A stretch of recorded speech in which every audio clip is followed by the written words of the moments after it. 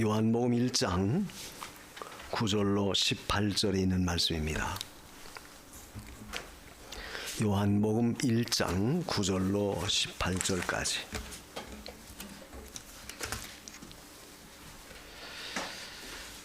참 빛 곧 세상에 와서 각 사람에게 비치는 빛이 있었나니 그가 세상에 계셨으며 세상은 그로 말미암아 지은 바 되었으되 세상이 그를 알지 못하였고 자기 땅에 오매 자기 백성이 영접지 아니하였으나 영접하는 자 곧 그 이름을 믿는 자들에게는 하나님의 자녀가 되는 권세를 주셨으니 이는 혈통으로나 육정으로나 사람의 뜻으로 나지 아니하고 오직 하나님께로서 난 자들이니라. 말씀이 육신이 되어 우리 가운데 거하심에 우리가 그 영광을 보니 아버지의 독생자의 영광이요 은혜와 진리가 충만하더라. 요한이 그에 대하여 증거하여 외쳐 가로되 내가 전에 말하기를 내 뒤에 오시는 이가 나보다 앞선 것은 나보다 먼저 계심이니라 한 것이 이 사람을 가리킴이라 하니라. 우리가 다 그의 충만한 데서 받으니 은혜 위에 은혜로라. 율법은 모세로 말미암아 주신 것이요 은혜와 진리는 예수 그리스도로 말미암아 온 것이라. 본래 하나님을 본 사람이 없으되 아버지 품속에 있는 독생하신 하나님이 나타내셨느니라. 아멘. 18절까지. 오늘 우리가 읽은 이 말씀은 성탄절에 많이 우리가 듣는 설교 내용이죠. 우리가 성탄절을 앞두고 주님이 이 땅에 왜 오셨나 다시 한번 깊이 새겨보는 것도 의미가 있는 줄 압니다. 근데 여기 보면 자기 땅에 오셨다는 말씀이 거기 그 11절에 있죠. 자기 땅에 오매. 또 거기 보면 또 자기 백성이 영접지 아니했다. 자기 땅에 오셨고 자기 백성이 영접하기 위해서 왔는데 웬걸 도리어 자기 백성 영접하지 않았다. 그 말씀이 굉장히 깊은 의미가 있어요. 마땅히 자기 땅이면 자기 백성 영접하는 거 당연하죠. 근데 이상하게도 자기 백성은 저를 영접하지 않았다는 거예요. 그건 왜 그랬느냐? 몰라서 그랬다 그랬어요. 그 10절에 그 내용이 나오죠. 그가 세상에 계셨음에 세상은 그로 말미암아 지은 바 되었을 때 세상이 그를 알지 못하였고 알지 못했다는 것은 예수가 메시아라고 하는 사실을 모든 사람 다 몰랐다 그 말이죠. 물론 알았으면 당연히 영접하겠죠. 근데 몰랐어요.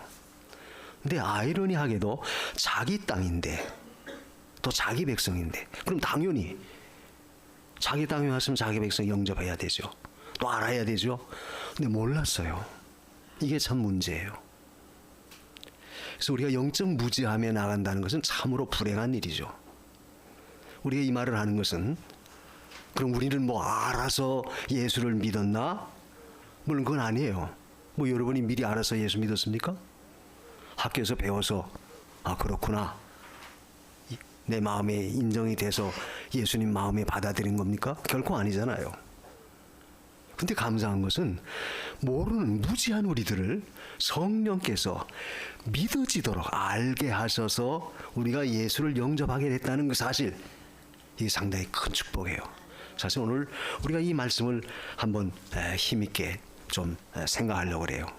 무지한 우리였지만 성령께서 우리 마음속에 마음을 열어서 예수 그리스도를 나의 구주로 받아들일 수 있도록, 즉 자기 땅, 하나님이 지으신 천지 만물, 또 자기 백성, 우린 그의 소유물이에요. 하나님의 백성이니까 그의 소유물이죠.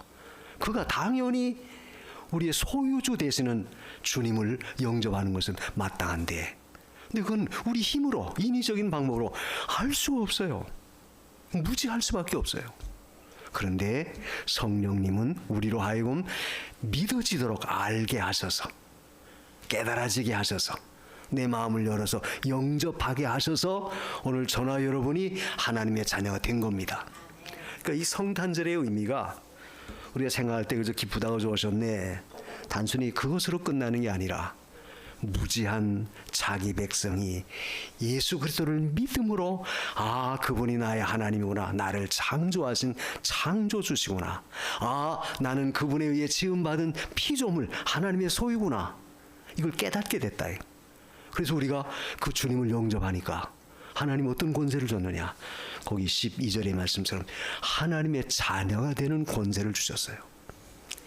하나님의 자녀는 사실 우리가 여러 가지로 말할 수 있겠지만, 하나님의 자녀라고 하는 권세는 하나님을 아버지로 섬기는 권세예요. 간단하죠? 내 자식이 나한테 아버지 하면 그 자식은 나의 아들이란 증거예요.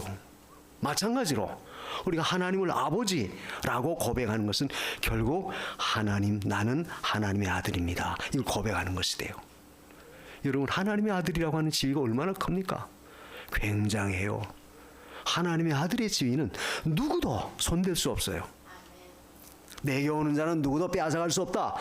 그 요한복음 6장인가 거기 보면 그런 말씀이 나와요. 내게 오는 자는 누구도 빼앗아갈 수 없다. 왜? 하나님의 아들인데 하나님의 아들을 누가 빼앗아가요?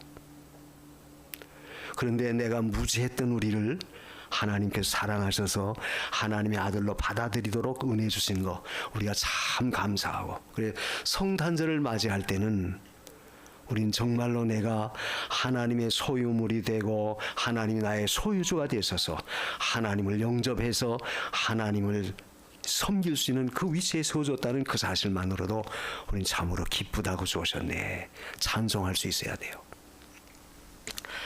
그래서 여기 보면은 여기 오셨을 때 그 몇 가지를 말씀했죠. 참빛으로 왔다. 그 9절에 보면 참빛으로 이 세상에 오셨다. 참빛으로 오셨으니까 결국 그 빛은 뭡니까? 어둠을 물리치게 하는 비추는 속성이 있어요. 아무리 죄악으로 흑암이 하늘에까지 가려져 있다 할지라도 빛이 한번 비치면 어둠을 물러가요. 죄악이 관영하고 마귀 역사 아무리 강하다 할지라도 주님이 오셔서 생명의 빛을 비추니까 결국은 모든 어둠의 세력, 죄나 사탄의 세력이나 이 사망의 세력이 다 물러가게 됐어요. 우리는 주 안에서 결국 해방, 자유함을 얻은 거예요. 어둠에서도 벗어났고, 그리고 사망의 그늘에서도 벗어났고, 마귀의 압제하에서도 우리는 해방받은, 그야말로 빛 가운데 거할 수 있는 그 자리에 우리 세워졌습니다. 그게 얼마나 감사해요. 빛으로 오셨고 또 세상에 계셨다. 그 10절에 그 말씀 있죠. 그는 이미 세상에 계셨었다. 언제 계셨느냐? 구약 시대 때도 예수의 영이 선지자의 입을 통해서 이 세상에 말씀을 선포하도록 늘 역사했어요. 그러니까 벌써 2000년 전에 육신을 입고 이 땅에 오셨지만, 이 땅에 육신의 몸을 입고 오기 이전에도 구약 시대 때도 예수의 영은 선지자들을 통해서 말씀을 가지고 이 땅에 함께 하셨던 겁니다. 그러다가 때가 되니까 육신의 몸을 입고 이 땅에 오신 거예요. 그러니까 그 구원의 역사라고 하는 것은 참으로 귀하죠. 그런데 하나님의 창조 역사 가운데 우리를 하나님이 자녀 삼으시려고 이렇게 오셔서 우리로 하여금 구원의 은총을 베풀어 줬다. 이게 바로 성탄절이에요. 그래서 우리가 자기 땅에 오신 예수, 무엇 때문에 왔는가? 이것은 첫째는 자녀가 되도록 하기 위해서 오셨다고 그랬어요. 거기 12절에 있죠.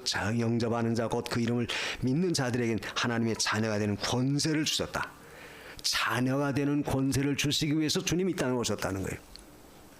자녀의 권세는 앞에서도 말했지만 하나님을 아버지로 섬기는 그런 자세고, 또 아버지의 것을 물려받는 후사, 상속자고, 또 지금도 그 아버지의 간섭과 아버지의 보호를 받을 수 있는 특권, 권리를 우리에게 주어졌어요. 왜? 자녀니까 하나님이 당신의 자녀를 보호하고 지키고 그 모든 문제 해결해 줄 수 있다. 그 자녀의 권세는 굉장해요. 우리가 그 마태복음 10장에 보면은 제자들을 보내면서 내가 너희들에게 권세를 준다 그랬는데, 그 권세가 뭐냐 하면 마귀, 더러운 귀신을 내쫓을 수 있는 권세를 줬다. 이 더러운 권세를 내쫓는 권세, 어이구 목사님 저는 뭐 그런 권세가 없는데요. 소위 말하는 무슨 귀신 내쫓는 권세, 무슨 어떤 그 은사 가운데 그런 한 부분, 그것만을 특별히 말하는 게 아닙니다. 우리가 마태 10장 1절에서 제자들을 보내면서 네가 내 이름으로 귀신을 내쫓아라 그런 권세를 줬다 그런 말씀한 것은, 우리가 복음을 전하면 마귀, 귀신의 역사가 물러가요. 내쫓을 수 있는 능력을 하나님 주신 겁니다. 그러니까 꼭 무슨 우리가 귀신 내쫓는 무슨 은사가 있어서 그 은사를 받아가지고 내쫓는 그것이 아니고, 물론 그런 은사도 있지만, 그러나 우리에게 하나님이 자녀의 권세라는 것은 복음 전해서 귀신 내쫓아라. 복음 전하면 귀신은 도망가요. 오늘 우리 양성근 목사님 오셨는데 참 네팔하고 인도 같은 선교 아주 열심히 다니세요. 그 불교 국가 무지한 자들에게 가서 복음 전할 때 복음을 받아들이면 그들 속에 귀신이 다 도망간다. 마귀가 도망가요. 이게 바로 우리 아들에게 주신 권세예요. 그러니까 여러분들이 내가 가지고 있는 권세가 이렇게 당당하구나, 이걸 절대 잊지 마십시오. 복음 전하면 되는 거예요. 예수 믿으십시오. 그게 바로 마귀도 놀래서 도망가는 그런 역사가 있다. 또 한 가지는 뭡니까? 우리가 그 마가복음 16장 17절에 보면은 새 방언을 줬다, 그런 말씀이에요. 믿는 자의 이런 표적이 따르리니 새 방언을 주었다. 그 새 방언이라고 하는 것은 뭐 이상한, 듣지도 알지도 못한 새로운 개상한 무슨 이상한 소리하는 그런 방언이 아니고, 거기 새 방언은 한마디로 말하면 우리가 하나님의 말씀을 깊이 깨달아 아는 그 진리를 아는 그 방언이에요. 천국 방언, 새 방언은 천국 방언입니다. 천국 방언은 우리가 하나님 말씀이에요. 말씀을 통해서 깨닫고 그 깨달은 말씀을 가지고 내가 기뻐서 나가 전하고 그 말씀대로 사니까 하나님도 그렇게 역사해요. 이게 바로 우리에게 새 방언을 주신 것이다. 다시 말하면 우리가 진리를 깨달을 수 있는, 진리를 알 수 있는 그 믿음 주시니까 이게 바로 새 방언 준 겁니다. 이건 누구에게 줬느냐? 아들에게 준 권세예요. 아들에게. 그러니까 아들만이 새 방언을 할 수 있는 그런 특권을 줬다. 그러니까 우리가 성경 말씀 읽고 성경 말씀 우리가 전하고 성경 말씀 받아들이고 또 성경 말씀대로 살려고 하고, 이게 다 뭡니까? 새 방언을 우리에게 주신 거예요. 똑같은 들은 말씀, 똑같은 그 은혜 받은 말씀이지만 우리가 그 말씀을 받아들여 새롭게 깨달아지면 그게 바로 새 방언입니다. 새 방언이에요. 아, 내가 전에 이 말씀 몰랐는데 오늘 목사님 설교 들어보니까 이게 이런 말씀이네. 새롭게 내 마음속에 깨달아지고 역사가 이루어진다면 그게 바로 새 방언의 역사다. 그건 누구에게 줬느냐? 아들에게 주신 거예요. 여러분이 성경을 읽다가도 무슨 구절 쑥 지나갔는데 어느 날 읽는데 그 성경 구절 한 구절이 딱 내 마음에 샛별같이 떠오릅니다. 아, 이런 뜻이 있구나. 그게 바로 새 방언의 역사다. 이게 아들에게만 주시는 역사예요. 전 가끔 그 주일날 설교하는데 모든 목사는 사실 거기 집중하잖아요. 아침에 양치하고 세면을 할 때도 양치를 하면서도 그 이제 설교할 것들이 이제 딱 머릿속에 떠오르는 경우가 있어요. 떠오르면 그때 늘 뭐 아는 거지만 아주 새롭게 어떤 말씀이 하나 딱 마음속에 딱 잡히는 게 있어요. 아, 여기 이런 의미가 있구나. 그때 그걸 깨닫고 나서 그날 가서 강단에 외칠 때 아주 힘이 있다. 그게 바로 새 방언의 역사다, 그 말이에요. 그래서 우리는 아들에게 주신 이 특권은 이와 같이 하나님의 진리를 깨달아서 그 진리 깨달은 대로 내가 살고 은혜를 이어나갈 수 있도록 역사한 것이 바로 하나님의 은혜, 자녀에게 준 축복이에요. 특권입니다. 또 여러 가지가 있겠지만 우리가 에베소서 1장 그 19절 이하에 보면은 부활의 능력, 죽은 자를 살리는 그 능력을 우리에게 입혀줬다, 그런 말씀이에요. 능력을 입혀줬다. 누구에게? 믿는 자에게, 아들에게 입혀준 거예요. 그러니까 우리에게도 하나님의 놀라운 이 능력의 역사가 와 있습니다. 제가 가끔 설교할 때 그런 예화를 들죠. 지금 여기 전기불이 들어와 있어요. 스위치를 올리면 불이 돌아요. 스위치 내리면 불이 나갑니다. 지금 와 있다, 이게. 근데 그 불을 켜려면 스위치를 올리면 돼요. 그와 같이 내 마음속에 성령님은 이미 부활의 능력을 갖고 우리 안에 역사하고 우리를 붙들어줘요. 근데 문제는 우리가 그 능력을 써먹지 못하는 이유가 스위치를 올리지 않기 때문에 그렇다. 그 말씀을 우리가 믿고 순종하며 그 말씀을 붙들고 나가야 될 텐데 나가지 못하니까 그 말씀의 능력이 우리 안에 미미하다. 그런데 하나님은 하나님의 자녀된 우리에게는 이 능력을 줬어요. 여러분들도 다 능력이 있음을 믿으십시오. 우리가 성령의 9가지 열매 가운데 능력의 은사가 있죠. 능력 주심. 그래서 능력은 어떤 특정한 사람에게만 주는 게 아니에요. 부흥 강사 가운데 아주 부흥회할 때 능력을 많이 나타내는, 이적을 많이 행하는 그런 목사님들에게만 주어진 것이지 절대 그게 아닙니다. 그분들에게도 물론 특별한 은사가 있지만 오늘 믿는 우리에게는 하나님이 그런 능력 다 주셨어요. 써먹으면 돼요. 그 말씀을 힘입고 그 말씀대로 나갈 때 역사가 이루어진다. 또 제가 그런 예화를 든다. 성경에서도 출애굽의 역사에서는 하나님이 홍해를 다 갈라놨지만 가나안 정복의 역사에서는 요단강에 들어가야 된다. 이 말은 우리가 믿고 은혜 받은 하나님의 성도가 이제는 그 말씀에 의지해서 요단강 건너듯이 그 속에서 법궤를 메고 발을 텅텅텅 담가서 건너가듯이 행할 때 거기서 능력이 나타나서 요단강이 갈라졌다. 그와 같이 우리에게는 이미 하나님 말씀을 주셨고 성령이 내 안에 역사한다. 내재해 계세요. 써먹으면 돼요. 이게 바로 하나님의 아들된 권세예요.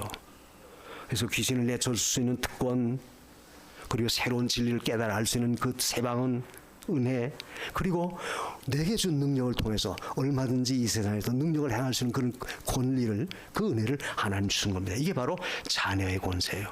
그래서 주님이 이 땅에 오신 이 목적은 뭐냐?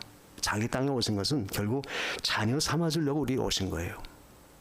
그리고 오늘 말씀 속에 두 번째는 또 한 가지는 뭐냐면 하나님 오신 목적이 그 14절에 있는 말씀처럼 말씀이 육신이 되어 우리 가운데 거하심에, 우리 가운데 거하신다. 우리 가운데 거하시기 위해서 주님이 이 땅에 오셨다 그 말이에요. 우리 가운데 거하시기 위해서. 우리 가운데 거하신다는 그 말은, 그 거하신다는 그 말은 원문에 장막이라고 하는 의미가 있어요. 장막. 장막은 우리가 텐트 치는 것이죠. 들판에 햇볕이 내리쬐을 때 딱 텐트를 쳐서 빛, 그 뜨거움을 가려요. 그러니까 장막을 친다는 것은 우리를 보호해 준다. 안전하게 보호해 주고 위로해 준다. 그런 의미가 있어요. 그러니까 주님은 이 험한 세상에서도 우리의 보호막이 되어 주시고 우리를 위로해 주시기 위해서 우리 가운데 거하신다. 거하시는 주님이세요. 주님이 우리 가운데 거하신다는 것은 엄청난 축복입니다. 어떻게 하나님이 우리 가운데 거해요? 자, 불교의 그 사람들의 교리는 사람이 돌을 닦으면 부처가 된다 그렇게 말해요. 사람이 부처가 된다 그렇게 말하는데 우리 기독교의 교리, 기독교의 진리는 정반대죠. 하나님이 사람이 돼서 오셨어요. 불교는 사람이 노력해서 부처가 된다고 하지만 우리 기독교는 하나님이 사람이 되어서 우리 가운데 오신 거예요. 상상할 수 없는 일입니다. 근데 왜 사람이 돼서 우리 가운데 오셨느냐? 우리와 같이 거하시기 위해서. 같이 거하시기 위해서 우리 가운데 거하시는 거예요. 그래서 자기 땅에 오신 그리스도의 구원의 역사는 결국 지금도 험한 세상에서 우리와 함께 하기 위해서 늘 주님은 우리 가운데 거하시는 거예요. 우리 가운데 거하신다. 우리가 그 마태 1장 23절에 임마누엘이라고 그랬죠. 처녀가 아이를 낳을 텐데 이름을 임마누엘이라고 해라. 그 임마누엘이라고 하는 그 뜻이 바로 우리 가운데 계시는 하나님이다. 그 뜻 아니에요? 그러니까 우리가 하나님이 우리 가운데 있다는 이 사실만으로도 정말 믿고 의지한다면 어때요? 힘이 나요? 힘나죠. 든든해요? 든든하죠. 두려움이 있습니까? 두려울 거 없어요. 하나님이 나와 함께 하는데, 우리 가운데 거하시는데. 근데 왜 두려워해요? 왜 우리가 불안해합니까? 왜 우리가 염려합니까? 그것을 우리가 의지하지 못하니까 그래요. 하나님 의지하지 못하니까. 하나님 의식하지 못하고 인식하지 못하니까 늘 두렵다. 여러분, 하나님이 우리와 함께 거하시기 위해서 하나님이 사람의 몸을 입고 이 땅에 오셨어요. 근데 우리가 갈라디아 4장 4절에 오면 하나님이 이 땅에 오실 때 어떤 모습으로 왔느냐? 거기 보면 때가 되매 아들이 여자의 몸에서 나게 하셨다. 그 말씀이 있어요. 때가 되매 여자의 몸에서 나게 하셨다. 율법 아래 매여 있는 자들을 속량 풀어주기 위해서 오셨다. 그런 내용이 갈라디아 4장 4절에 그 말씀이 있어요. 이것은 우리 가운데 거하시기 위해서 오신 그 주님은 때가 되매 결국 2000년 전 유다 땅 베들레헴 말구 위에 사람의 몸을 입고 이 땅에 찾아오신 거예요. 그래서 이 말은 오늘 본문에도 나오죠. 말씀이 육신이 되었다. 말씀이 육신. 그 말씀은 곧 하나님 아니에요? 그 1장 1절에 요한복음 1장 1절에 태초에 말씀이 계신다. 이 말씀은 하나님이라 그랬어요. 그러니까 하나님이 육신이 돼서 왔다 그 말이죠. 쉽게 말하면. 그럼 하나님이 육신이 돼서 왔다는 말은 신성이 인성과 합해진 거냐? 합해진 게 아니에요. 또 섞여진 거냐? 혼합된 거냐? 그것도 아닙니다. 이 말은 신성이 인성, 사람의 몸을 입으신 거예요. 입고 오신 거예요. 그러니까 우리 가운데 거하신다는 이 도성인신의 이 교리는 하나님이 사람의 몸을 입고 이 땅에 오셨다. 그 과정이. 근데 오실 때 누구의 몸을 빌어서 왔느냐? 여자의 몸에서, 여자에게서 나게 했다. 근데 그 여자는 우리가 이사야 7장 14절에 처녀의 몸에서 난다. 단순한 여자가 아니죠. 처녀의 몸에서 이 땅에 오시도록 그렇게 섭리하셨어요. 처녀의 몸에서 이 땅에 오셨다는 말은 우리가 잘 알다시피 죄 없는 몸으로 오시기 위해서. 왜? 죄 있는 몸으로 오시면 우리를 하나님 앞에 제물로 드려질 수가 없어요. 당신의 몸이 하나님 앞에 온전한 제물이 될 수 없습니다. 죄 있는 몸이 어떻게 제물이 돼요? 죄가 없어야지. 그런데 인간의 죄를 속하려면 인간이 대신 희생되어야 된다. 죽어져야 돼요. 그래서 결국 주님이 사람의 몸을 입고 당신의 몸을 아버지 앞에 제물로 우리 죄를 속하기 위해서 드려졌던 거예요. 이게 우리 가운데 거하시는 역사예요. 그래서 오늘 우리가 이 말씀을 믿는다면 우리의 생활 속에서도 항상 주님은 우리를 아버지 앞에 드리기 위해서 지금도 나와 함께하고 있다는 사실을 절대 잊지 마십시오. 절대 잊지 마세요. 아, 나 같은 것이 뭔가? 아무것도 아닌데. 우리가 그 시편 8편 1절 이하에 쭉 읽어보면 내가 하나님의 지으신 만물을 보니 주의 그 해와 달을 보니 인간이 무엇입니까? 어찌 그리 우주가 광변하고 아름답습니까? 근데 우리 인간이 뭡니까? 우리 인생이 뭡니까? 그런 시편 기자의 그 아주 탄복하는 그 기사가 나와요. 그 구절이 나와요. 하나님이 지으신 이 모든 걸 바라보니 이 얼마나 위대하고 얼마나 굉장한지. 그런데 그 중에 우리는 뭡니까? 아무것도 아니다. 이런 우리를 구원하기 위해서 직접 하나님이 사람의 몸을 입고 이 땅에 찾아오셨다. 이게 바로 성탄절이에요. 어제 우리 그 노예 목사님 아드님이 결혼해서 어제 잠깐 갔다 왔어요. 근데 그 결혼식장이 잠실에 있는 그 새로 높은 빌딩 뭐예요? 그 롯데월드 거기 옆에 있었어요.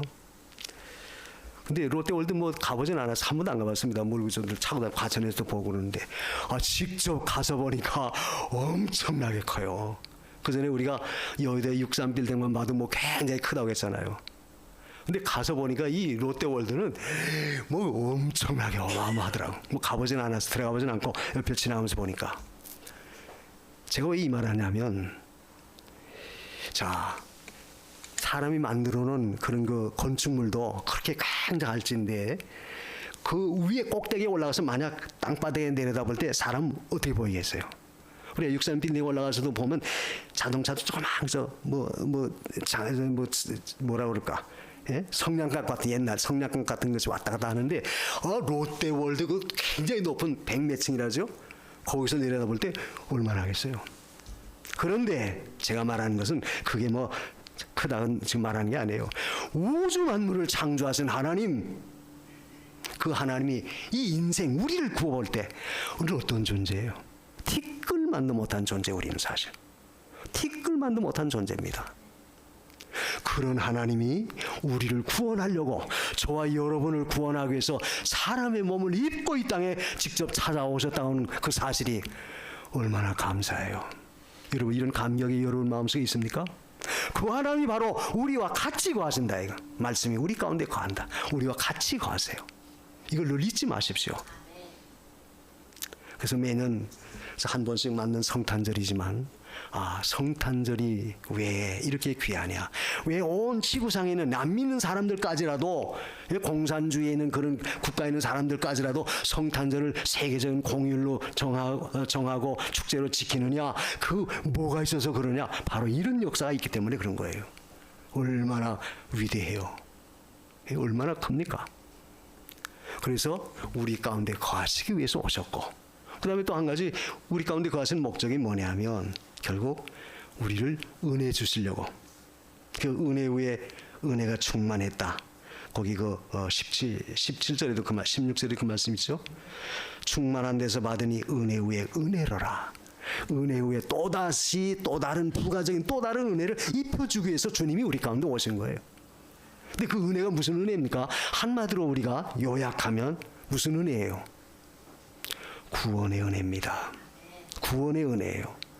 구원의 은혜 외에 부가적으로 또 다른 은혜도 하나님 엄청나게 우리에게 부어줘요. 구원의 은혜라고 하는 것은 독생자 보내시고 우리 위해서 모든 고난 다 짊어지시고, 그리고 우리 위해서 속죄해 주시고, 그걸 믿게 하셔서 죄 용서함 받게 해주시고, 우리를 죽었던 영혼 살려주시고, 의롭다고 인정해 주시고, 자녀 삼아 주시고, 나중에는 천국 가서 영원히 영화를 누릴 수 있는, 영생 얻는 그 영화 구원에 참여시킬 수 있는 이 모든 은혜, 이 모든 특권, 이 모든 축복 다 우리를 위해서, 그거 주시기 위해서 주님이 이 땅에 오셨다 그 말이에요. 그 얼마나 참 감사해요. 그래서 이 땅에 오신 것은 우리를 자녀 삼아 주려고, 그리고 우리와 함께 거하시기 위해서, 그리고 우리를 구원시켜서 이 세상에 지금도 계속 또 다른 은혜 많이 입혀주시기 위해서 하나님이 역사하는 거예요. 그렇다면 우리 오늘 이 말씀을 통해서 두 번째로 생각할 것은 주님이 어떻게 오셨어요? 아까는 주님이 오신 목적이라고 한다면, 주님이 오신 방법은 제가 설명했듯이 이 인간의 몸을 입고 여자의 몸에서 이 땅에 오도록 그렇게 역사하셨다. 죄 없는 몸으로 하나님 앞에 하나님의 진노를 풀어드리기 위해서 스스로 그 자리를 취해서 오셨던 거예요. 그렇다면 그 결과는, 그 믿는 자에게 주신 축복이 뭐죠? 그건 바로 은혜와 진리가 충만하더라. 은혜와 진리가 충만한 복을 주시기 위해서 우리에게 오셨어요. 그러니까 우리가 그 예수를 영접하면, 내 마음속에 그리스도를 나의 구주로 모실 때 주시는 축복이 뭐냐면, 우리엔 은혜와 진리가 충만하도록 역사하는 거예요. 그 은혜가 아까 말한 구원의 은혜죠. 또 진리를 주었다는 말은 진리를 통해서 하나님을 깨달아 알고 하나님과 교통할 수 있는, 교제할 수 있는 그 길을 열어주신 거예요. 이거 얼마나 감사해요. 성도는 항상 우리 가운데 계셔서 지금도 역사해 주시는 그 은총을 우리가 깨닫는다면, 하나님 앞에서 하나님의 은혜를 우리가 계속 받아야 되겠죠. 예, 은혜와 진리가 충만한 분이니까, 믿는 자인 그걸 주시기 위해서 오셨으니까 그 은혜를 우리가 늘 누려야 돼요. 그 은혜를 누리는 것은 결국 우리가 은혜 가운데 거해야 되겠죠. 나 같은 것을 구원해 주신 하나님, 지금도 아버지가 되셔서 자녀를 위해서 지금도 나와 같이 계셔서 역사하시는 그 하나님, 그분을 믿고 우리가 그분을 의지하고 그 말씀 가운데 우리가 나가야 돼요. 그래서 은혜와 진리가 충만한다는 말은 그 진리가 또한 내 안에 충만히 역사하도록 우리가 힘써야 됩니다. 진리가 충만하다는 말이 뭐겠습니까? 우리가 하나님 말씀대로 우리가 상하는 거죠. 늘 말씀이 내 삶을 주장하고 내 말씀 속에서 늘 우리가 행동하고 생활하는 그 자체가 그 진리 가운데 거하는 그 삶이에요. 그것이 우리 가운데 늘 있어야 된다. 그렇게 할 때 하나님이 주시는 그 축복은 굉장한 거예요. 그러므로 오늘 저와 여러분들은 결국 남이 누리지 못하는 이 엄청난 축복을 받은 자예요. 받은 자입니다. 그것도 은혜로 거저 주셨어요. 은혜라고 하는 그 자체가 거저 주는 거 아닙니까? 거저 주셨어요. 근데 그 결과가 뭐예요? 기쁨이에요. 은혜라고 하는 그 단어 자체가 기쁨입니다. 그러니까 예수 믿고 모시고 나니까 내 마음에 기쁘고 즐거움이 있고, 또 우리의 삶 속에 아무리 힘들고 어려워도 그 삶 속에 주님과 함께 은혜로운 가운데 서면, 진리 가운데 내가 서서 나가기만 하면 하나님은 늘 우리 삶이 기쁘도록 충만한 은혜를 입혀주시는 거예요. 내가 어떤 처지에 있든지 어떤 형편에 있든지. 그래서 생활 속에 주시는 은혜의 역사를 우리가 절대 과소평가하지 말고, 그런데 그 은혜의 역사가 꼭 내가 바라고 원하는 어떤 일의 결과만 그것이 은혜가 아니라, 내가 원하지 않는 어떤 결과가 나타나졌다 할지라도 오늘 이 말씀을 깊이 깨닫는다면 하나님이 나와 함께한다, 하나님이 나에게 은혜되게 하려고 이렇게 역사하신다, 그렇게 믿는다면 우리는 진리 안에서 도리어도 기뻐할 수 있어요. 그렇구나.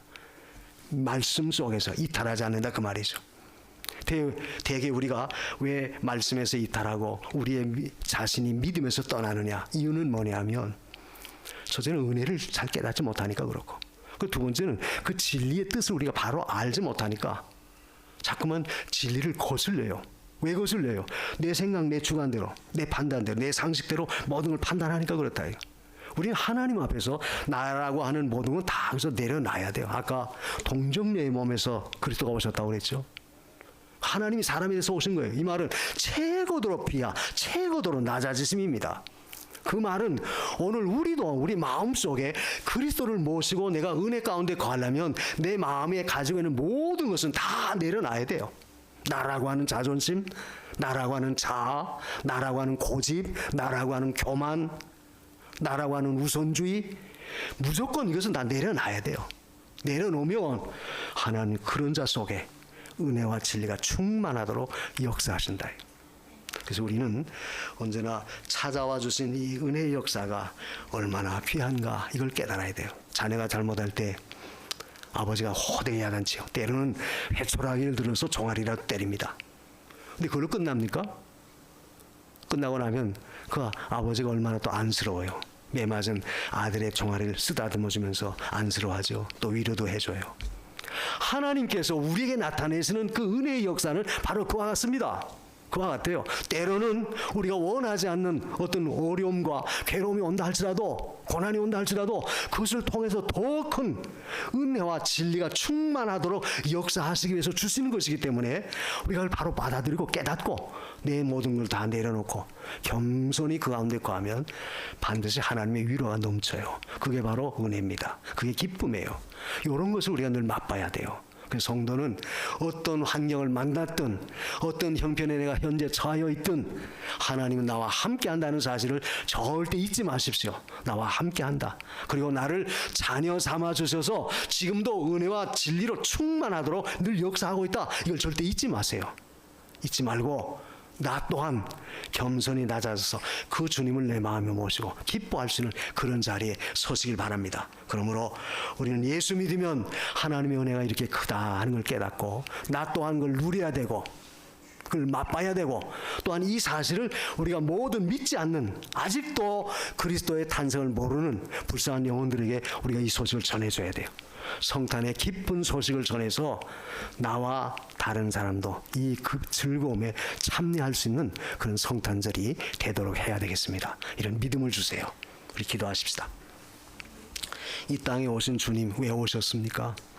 자녀 삼으려고, 또 우리가 함께 거하시려고, 또 지금도 은혜 베풀어 주시려고 오셨어요. 주님, 내가 이 주님 모십니다.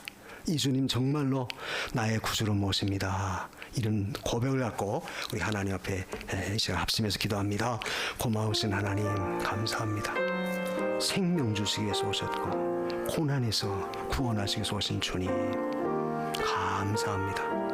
내 마음이 복잡하고 내 마음에 여러 가지 많은